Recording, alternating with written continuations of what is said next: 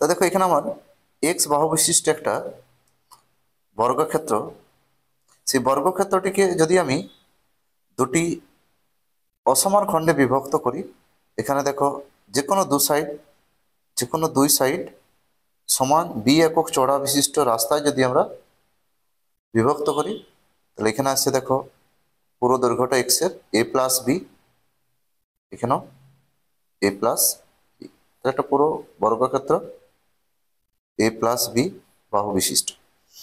তো চারটা ক্ষেত্রে বিভক্ত হচ্ছে, একটা ক্ষেত্র এ একক বাহু বিশিষ্ট দ্বারা, একটা ক্ষেত্র এ একক বাহু বিশিষ্ট তার ক্ষেত্রফল স্কোয়ার, আর একটা ক্ষেত্র আছে এ আর বি বাহু বিশিষ্ট দ্বারা। তাহলে এটা এ হলে এটাও এ আসছে, এখানে এ হলে এটা এ আসছে, এটা এ আসছে, এটা বি হলে এটা বি, তো এখানে বি হলে এটা বি বাহু বিশিষ্ট, এটা এ বাহু বিশিষ্ট, এটা বি বাহু, এটা বি বাহু। তাহলে এই ক্ষেত্রটা হচ্ছে বি স্কোয়ার, এই ক্ষেত্রটা হচ্ছে এ বি, এটা হচ্ছে এ বি।